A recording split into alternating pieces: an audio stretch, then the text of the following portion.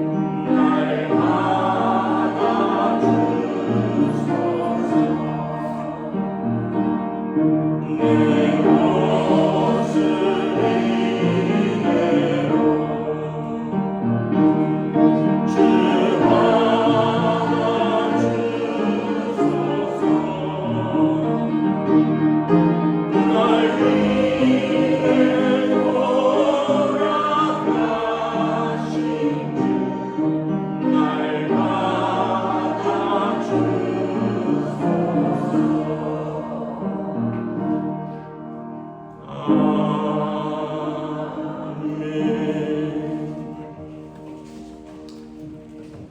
우리 주신 하나님 말씀은 구약성경 사무엘하 15장 24절에서 37절까지 말씀입니다.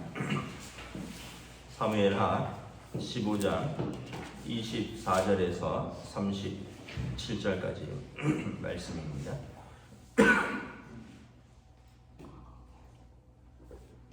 저와 여러분이 한 절씩 기도하겠습니다. 보라, 사독과 그와 함께한 모든 레위 사람도 하나님의 언약궤를 메어다가 하나님의 궤를 내려놓고 아비아달도 올라와서 모든 백성이 성에서 나오기를 기다리도다. 왕이 사도에게 이르되 보라, 하나님의 궤를 성으로 도로 메어가라. 만일 내가 여호와 앞에서 은혜를 입으면 도로 나를 인도하사 내게 그 궤와 그 계신대를 보이시리라. 그러나 그가 이와 같이 말씀하시기를 내가 너를 기뻐하지 아니한다 하시면 종이 여기 있사오니 선히 여기시는 대로 내게 행하시옵소서 하리라. 왕이 또 제사장 사도에게 이르되 내가 섬길 자가 아니냐. 너는 너희의 두 아들 곧 내 아들 아히마아스와 아비아달의 아들 요나단을 데리고 평안히 성읍으로 돌아가라. 너희에게서 내게 알리는 소식이 올 때까지 내가 광야 나루터에서 기다리리라 하니라. 사독과 아비아달이 하나님의 궤를 예루살렘으로 도로 메어다 놓고 거기 머물러 있으니라.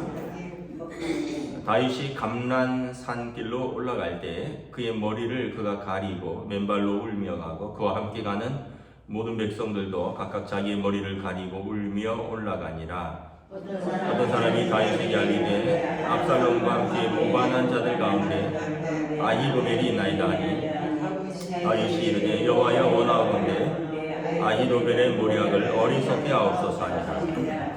다윗이 하나님을 경배하는 마루턱에 이를 때 아렉 사람 후세가 옷을 찢고 흙을 머리에 덮어쓰고 다윗을 맞으러 온지라. 다윗이 그에게 이르되 내가 만일 나와 함께 나아가면 내게 눈을 비치리라. 그러나 내가 만일 성읍으로 돌아가서 압살롬에게 말하기를 왕이여 내가 왕의 종이니이다. 전에는 내가 왕의 아버지의 종이었더니 이제는 내가 왕의 종이니이다 하면 내가 나를 위하여 아히도벨의 모략을 패하게 하리라. 사독과 아비아달 두 제사장이 너와 함께 거기 있지 아니하냐. 내가 왕의 궁중에서 무엇을 듣든지 사독과 아비아달 두 제사장에게 알리라. 그들의 두 아들 곧 사독의 아히마스와 아비아달의 요나단이 그들과 함께 거기 있나니 너희가 듣는 모든 것을 그들 편에 내게 소식을 알릴지니라 하는지라.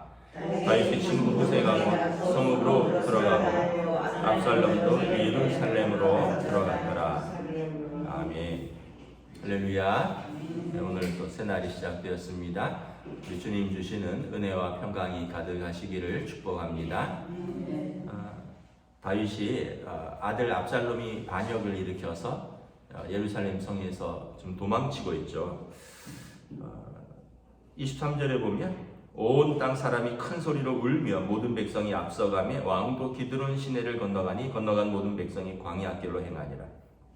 이제 왕궁을 떠나서 광야길로 나서는데 얼마나 슬프겠습니까? 다른 사람도 아니고 아들이 반역을 했으니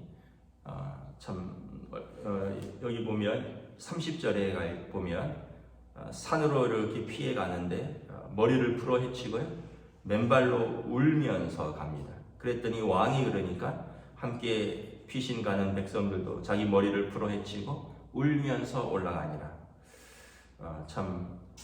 이 한 구절만 해도 얼마나 다윗의 마음이 그리고 형편이 어려웠는가를 알 수 있죠.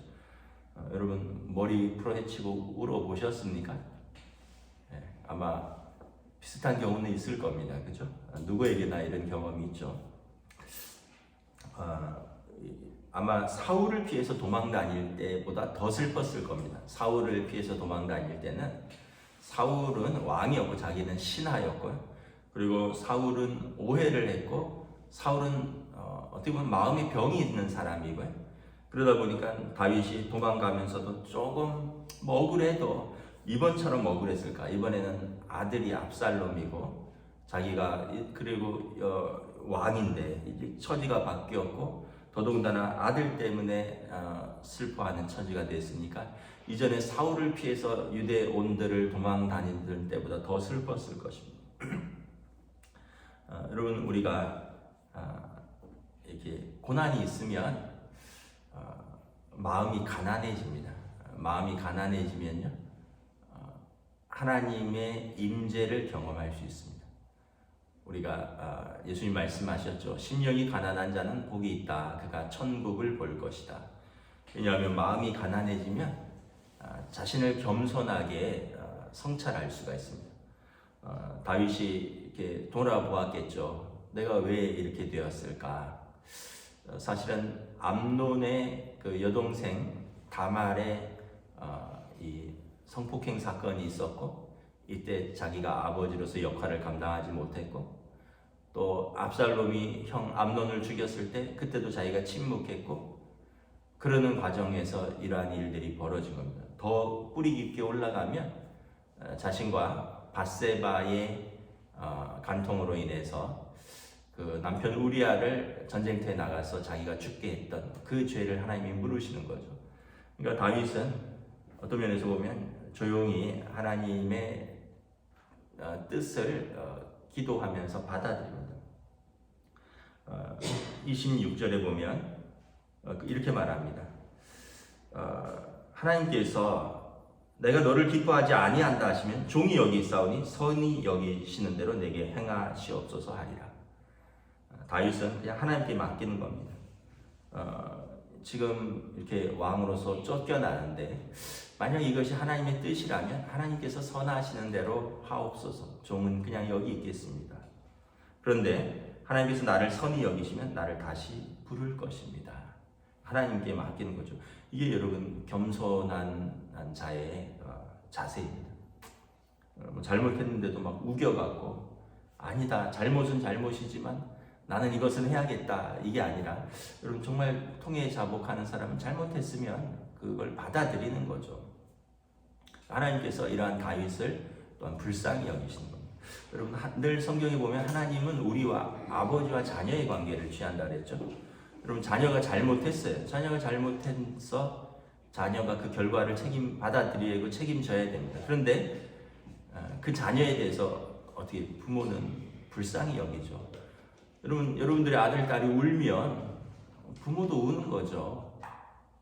여러분들의 아들, 딸이 뭐 잘못을 했든 억울해서든 어쨌든 우는데 부모가 안 울고 어찌 부모라 할 수 있겠습니까? 하나님께서 다윗이 통회하고 울면요, 하나님도 우시는 거예요. 불쌍히 여기시는 거죠. 징계는 징계지만 하나님께서는 통회하는 심령을 찾으신다라고 했습니다. 그래서 다윗이 지금 하나님 앞에서 통회하는 겁니다. 울면서 가는 게 자기 처지가 슬퍼서라기보다는 아마 하나님 앞에서 우는 것입니다. 그래서 여러분 우리가 그 눈물이 나쁜 것은 아니에요. 우리가 울면요, 육신의 울음도 우리 감정의 찌꺼기를 씻어냅니다. 한번 울면 시원해지잖아요. 우리의 감정의 찌꺼기를 씻어내고요. 그리고 기도는 영혼의 통해 자복하는 회개의 기도는 영혼의 울음입니다. 영혼의 울음은 우리의 영혼을 깨끗하게 하는 것이죠. 그래서 육신의 눈물이나 영혼의 눈물이나 여러분 우리에게 나쁜 것은 아닙니다. 물론 자꾸 울 일이 생기면 슬픈 일이지만 때로는 울어서 우리 감정을 씻어내고 때로는 울어서 우리의 영혼을 하나님 앞에서 깨끗하게 하는 것입니다. 그래서 여러분 우리가 울 때 하나님이 우리 가까이 계신다. 출애굽기에 보면 이스라엘 백성이 바로의 압제에 울었습니다. 그들의 울음소리가 하늘에 상달되니 하나님께서 그들을 들으신지라 이렇게 되어 있습니다. 자기 백성이 울면 그 울음소리와 그 기도가 하나님께 상달되는 거예요. 그럼 하나님께서 그 기도를 들으시는지라. 여러분 집에 옛날에 애기들 키워보셨잖아요. 애기 울면 어떻게 돼요? 자다가도 일어나잖아요. 왜냐하면 엄마는 아이의 엄마이기 때문에 그렇습니다. 하나님은 우리 아버지이기 때문에 우리가 울면 하나님은 우리의 기도를 들으신다. 그러면서 또 겸손해지죠. 여러분 다윗이 지금처럼 또 겸손해질 때가 있었을까요? 왕이 되고 세월이 꽤 흘렀습니다. 모든 게 잘 풀려고요. 모든 사람들이 다 왕을 칭송하고 주변의 나라들이 다 부러워하고 그 지역의 가장 강대국이 되었습니다. 나라는 태평성대를 이루고 백성들은 왕을 칭송하고 다윗이 얼마나 높아졌을까요? 그런데 지금 한순간에 모든 걸 잃고 아들 때문에 지금 이렇게 처지가 처량해졌는데 얼마나 겸손해졌을까요? 고난은 또 우리를 겸손하게 만들어요. 우리가 그냥 모든 게 잘 풀리면 아이 그래 내가 똑똑해서 그래 내가 열심히 살아서 그래 그래 내가 잘나서 그래 뭐 이렇게 얘기를 하는데 이제 예상치 않은 고난을 맞이하면 우리가 다시 점검하게 됩니다. 그러면서 나의 모습도 돌아보고 본질로 돌아가게 돼요. 내가 잘나서 이런 것도 아니고 내가 노력해서 그런 것도 있지만 내 노력으로 되는 것도 아니고 하나님의 은혜를 깨닫게 됩니다. 그러면서 겸손해지는 거죠. 그래서 하나님은 교만한 사람과 함께하지 않으셔요. 성경에 보면 교만은 패망의 선봉이다 이렇게. 교만해지면 망하는 지름길이라는 거예요. 잘난 척하는 사람은 망하는 지름길이다. 겸손하면 하나님께서 그와 함께 하신다. 그런데 우리가 그걸 아는데도 잘 안 돼요. 틈만 나면 우린 자기 자랑하고 싶어지고 틈만 나면 자기를 높이고 싶어지고 근데 사실은 그게 하나님 앞에서 사람 앞에서 진짜 자기를 높이는 길이 아니라는 거죠. 본인만 모르는 거예요. 본인만 내 자랑하고 나를 높이면 사실은 본인은 낮추는 거예요. 그걸 모르는 거예요. 근데 내가 하나님 앞에 낮아지면 하나님께서 그를 높이시리라 성경은 분명하게 말씀을 하고 있죠. 지금 다윗은 지금 모든 게 지금 다 원위치로 돌아갔어요. 옛날에 왕이 되기 전에 도망 다닐 때 그 자리로 돌아간 거예요. 다시는 그 얘기는 뭐냐면 처음부터 다시 시작할 수 있는 기회를 얻게 되었다는 겁니다. 여러분 뭔가 잘못됐을 때는 처음부터 다시 시작해야 돼요.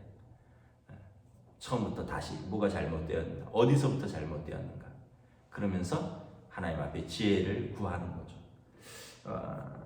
지금 이 사건을 통해서 다윗은 다시 한번 자기를 겸손히 돌아보고 자기 죄를 고백하며 그리고 하나님 앞에서 눈물을 흘리면서 하나님의 은혜를 구하는 거죠.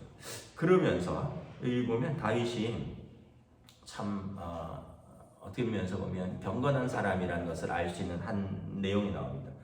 24절, 25절에 보면 왕이 지금 피신을 가니까 왕이 챙겨야 될 것이 평소에는 옥새일 겁니다. 옥새. 왕의 그 조문 어떤 방을 붙일 때 도장을 꽝 찍는 거죠. 근데 이 옥새보다도 이스라엘에서 더 중요한 것은 언약궤입니다. 언약궤. 언약궤는 하나님의 임재의 표시입니다. 하나님께서 왕과 함께 하신다는 겁니다. 그래서 우리가 사두개파라고 그러잖아요. 바리새파, 사두개파. 사두개파는 사독의 후손들이라 하는 제사장파입니다. 이 사독이 지금 제사장이죠. 다윗의 사독과 레위 사람들이 언약궤를 메고 왕을 따라 나옵니다. 왜냐하면 언약궤는 하나님의 임재의 표시이기 때문에 왕과 함께 있는 것입니다. 그런데 왕이 사독에게 말합니다. 도로 돌아가라. 25절에 하나님의 궤를 내가 내 편의대로 마음대로 메고 나오는 게 아니다. 내가 도망간다고 하나님의 언약궤가 나를 따라 나오겠느냐. 하나님의 언약궤는 자기 자리를 지킬 것이다. 그리고 하나님께서 내게 은혜 베푸시면 나를 다시 글로 인도하실 것이고 하나님이 나를 기뻐하지 아니하시면 나는 종은 여기서 하나님의 처분을 기다릴 것이다. 내 편의에 따라서 언약궤를 들어왔다 나갔다 하는 것이 아니다 라고 말을 합니다. 저는 이게 참 중요하다고 생각합니다. 왜냐하면 우리가 신앙생활을 좀 저도 그렇고 여러분들도 그렇고 가끔 우리 편의대로 생각할 때가 있습니다. 내가 이렇게 생각하니까 하나님도 이렇게 해주셔야지. 근데 그게 아니라는 거예요. 하나님을 진짜 경외한다면 우리가 하나님에게 맞춰야 되는 거죠. 하나님께서 죄인인 우리에게 맞춰서 내가 이렇게 한다고 하나님이 이렇게 하고 내가 저렇게 한다고 하나님이 저렇게 해주고 이러면 우리가 하나님을 부리는 것이 되죠. 하나님을 경외하는 것이 아니라. 근데 다윗은 하나님을 경외하는 거예요. 하나님의 언약궤는 자기 자리에 있어야 될 것이다. 하나님이 나를 기뻐하지 않으시면 나는 여기서 처분을 기다릴 것이고 하나님이 나를 기뻐하시면 다시 언약궤가 있는 왕궁으로 내게 은혜를 베푸실 것이지, 하나님의 언약궤가 나를 따라서 이렇게 광야로 도망가고 산으로 도망가고 이 성으로 갔다 저 성으로 갔다 할 것이 아니라. 여러분, 우리가 신앙생활을 하는 것을 다시 한번 생각해 봐야 됩니다. 하나님을 경외하는 것이 어떠한 것인가. 우리가 다시 한번 신앙생활은 내 편의대로, 내 생각대로가 아니라, 지난번에 목양 칼럼에도 실었지만, 예배는 나를 만족시키는 것이 예배가 아니에요. 이런 예배는 내가 기뻐하는 예배다. 이 예배는 내가 흡족하다. 저런 찬양은 내가 오늘 좀 기뻤다. 저런 설교는 내가 오늘 좀 들을만 했다. 이렇게 내가 판단하는 게 예배가 아니에요. 판단은 하나님이 하십니다. 우리는 힘써서 찬양하고 마음을 다해서 기도하고 최선을 다해서 설교하는 것이죠. 내가 듣고 저거는 좋은 예배다, 이거는 나쁜 예배다, 이렇게 함부로 할 것이 아니라는 거예요. 그래서 레위기에 보면 첫 제사에서만 하나님의 불이 나와서 그 제물을 살랐습니다. 그 다음에는 불이 나오지 않습니다. 그 다음에는 그냥 제사장의 매일의 일상의 번제입니다. 상번제라 그러는데 아침에 저녁에 매일같이 동일하게 드려지는 예배 속에서 하나님이 임재하시는 거지, 매번 첫 번째 예배처럼 불이 나와서 불을 사르지 않아요. 여러분, 그때 이스라엘 사람들이 더 이상 불이 나오지 않는다, 우리가 다른 성막을 찾아가자 하지 않았습니다. 매일 반복되는, 그리고 일정한 예배 속에서 하나님의 임재를 경험하는 것입니다. 여러분, 그래서 겸손하게 예배드리시기를 축복합니다. 네. 여러분, 마음을 쏟으셔야 돼요. 여러분들의 자세를 하나님 앞에서 바로 하시는 겁니다. 마음의 자세, 육신의 자세. 마음을 높이면 여러분 어떤 찬양도 여러분들 마음에 차지 않을 것입니다. 여러분들이 마음이 높아지면 어떤 설교도 여러분들 마음에 흡족하지 않을 것입니다. 여러분들이 마음을 높이면요, 어떤 기도도 여러분들 마음을 감동시키지 않을 것입니다. 근데 우리가 마음이 낮아지면 어떤 찬양도, 어떤 기도도, 어떤 설교도 우리에게 하나님의 기도요, 하나님의 찬양이요, 하나님의 말씀입니다. 언젠가 제가 말씀드렸지만, 제가 미국에서 굉장히 힘든 시절이 있었는데, 그때 집 앞에 있는 교회를, 전에 있던 교회를 사임하고, 집 앞에 있던 교회를 그때 저희 집사람 교회 다른 교회에서 반주하고 있었는데 저만 나가라 그러더라고요. 여러분, 그게 얼마나 비참한 줄 아세요? 남편만 나가라 해. 아내는 더 성가대 반주하고 목사만 나가래. 그때 부교육자들이 다 나갈 일이 있어서 부교육자들이 일괄 사표를 내고 나오는데, 사모는 반주자니까 무슨 상관이냐. 그래갖고 아들 둘은 엄마 따라서 교회 가겠대요. 그러니까 근데 그때 정말 한 4살, 5살 이런 저희 막내가 무슨 생각인지, 나는 아빠 따라 교회 갈 거야 이래갖고, 우리 딸내미가 사실 엄마를 제일 찾을 막내인데 아빠 따라서 한 5, 6개월 저랑 교회를 다녔어요. 제가 볼 때 그때가 최고의 어버이 선물이었던 것 같아요. 그 딸이 나를 버리지 않고. 근데 그 어린 딸을 데리고 집 앞에 교회를 딱 나갔는데, 그때 불렀던 그 찬양팀 찬양이 누군가 널 위해 기도하네였어요.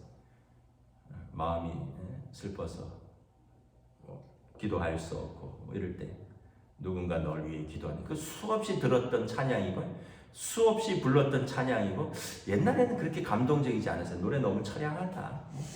누군가 널 위해 기도하네, 그런 거 있잖아요. 마음이 슬퍼서 기도할.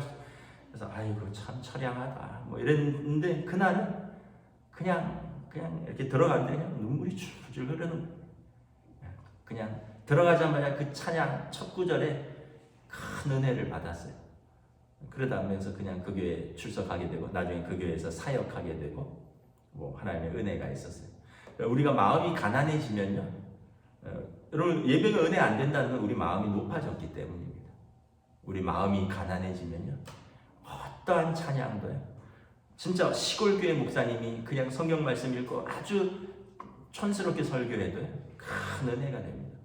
근데 마음이 높아지면, 요즘 유튜브가 워낙 많으니까 누구 설교는 어떻다, 어느 목사님 설교는 어떻다, 이거는 내 스타일이다, 저건 내 스타일이다. 교회 와봤더니 우리 목사님이 또 왜 이러냐, 이렇게 될 겁니다. 여러분 얼마나 우리 마음이, 그래서 여러분 고난이 나쁜 게 아니라 그러잖아요. 고난이 닥치면 제일 먼저 마음이 가난해지는 거예요. 지금 다윗 왕은 마음이 가난해지는 거예요. 하나님 앞에 겸손해지는 거죠. 하나님의 처분대로 맡기겠습니다. 내 마음대로 언약궤를 왔다 갔다 하지 않겠습니다. 그러면서 이제 하나님이 주신 지혜들이 생깁니다. 기도할 때 이런 말이잖아요. 기도할 때 하나님이 일하신다. 우리가 일하면 우리가 일하는 거지만 우리가 기도하면 하나님이 일하신다. 이 외국 격언이 돼서 영어식 표현이 있습니다. When we work, we work. When we pray, God works. 우리가 일하면 우리가 일하는 것이요. 우리가 기도하면 하나님이 일하신다. 이제 하나님이 일하십니다. 하나님이 다윗에게 지혜를 주십니다. 사독과 그의 아들들은 언약궤를 메어서 예루살렘 성으로 들어가고, 그리고 그곳에서 일어나는 일을 나에게 보고하라.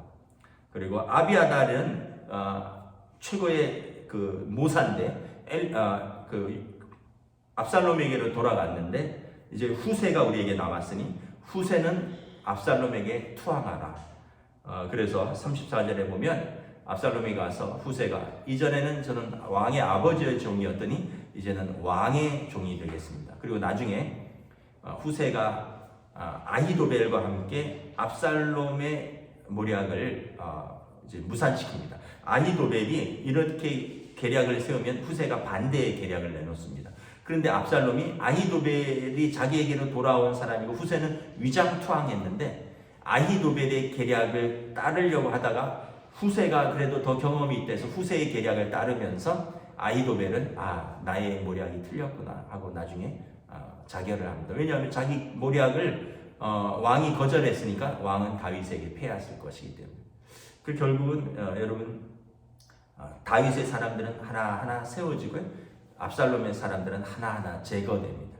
스스로 자결하든지 뭐 전쟁 중에 죽든지 뭐 이렇게 결국은 하나님께서 다윗을 은혜 가운데 세우는 것을 바라봅니다.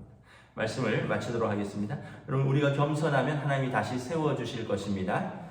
여러분 우리가 하나님 앞에서 울기를 기꺼이 우십시오. 울기를 너무 아까워하지 마십시오. 하나님 앞에서 울면 하나님께서 우리 눈물을 닦아주실 것입니다. 왜냐하면 하나님은 우리 아버지시기 때문입니다. 기도하겠습니다. 하나님 은혜를 감사합니다. 다윗 왕이 압살롬을 피해 궁을 나설 때 머리를 풀어헤치고 맨발로 울면서 그가 나아갔다 말합니다. 그리고 그를 따르는 신하들도 왕과 함께 머리를 풀어헤치고 울면서 맨발로 나아가는 그들의 모습을 보면서 하나님께서 분명한 죄악으로 인한 결과이지만 얼마나 마음이 아프셨을까. 하나님 앞에서 통회하고 자복하며 회개하고 이렇게 자신의 그 죄악의 결과를 받아들이는 다윗을 볼 때 하나님께서 불쌍히 여기지 않으셨을까. 그리고 하나님께서 그를 위해서 일하기 시작하시는 것을 바라봅니다. 하나님께서 그에게 은혜 베푸시고 다윗을 그냥 광야에 버려두지 않으시고 때에 따라 다시 예루살렘의 왕으로 세우는 것을 바라봅니다. 우리의 삶에서도 우리가 울면 하나님께서도 우리의 눈물을 닦아주신다고 성경은 말씀하고 있습니다. 요한계시록 21장에서 다시 슬픔이 없고 다시 눈물이 없고 다시 죽음이 없는 그 땅에서 하나님께서 우리 아버지가 되시고 우리는 그의 자녀가 되어 하나님께서 우리의 눈물을 닦아주시는 그 좋으신 아버지 앞에 나와서 울 수 있기를 원합니다. 그리고 겸손할 수 있기를 원합니다. 우리가 겸손할 때 하나님께서 우리를 높이시기 때문입니다. 오늘 하루도 하나님 앞에서 겸손하게 그리고 믿음으로 나아가는 주의 백성들로 인도하여 주시옵소서. 감사를 드리오며 우리 주 예수 그리스도의 이름으로 기도드리옵나이다. 아멘. 하늘에 계신 우리 아버지의 이름을 거룩하게 하시며 아버지의 나라가 오게 하시며 아버지의 뜻이 하늘에서와 같이 땅에서도 이루어지게 하소서. 오늘 우리 일용할 양식을 주시고 우리가 우리에게 잘못한 사람을 용서하여 준 것 같이 우리 죄를 용서하여 주시고 우리를 시험에 빠지지 않게 하시고 악에서 구하소서. 나라와 권능과 영광이 영원히 아버지의 것입니다. 아멘.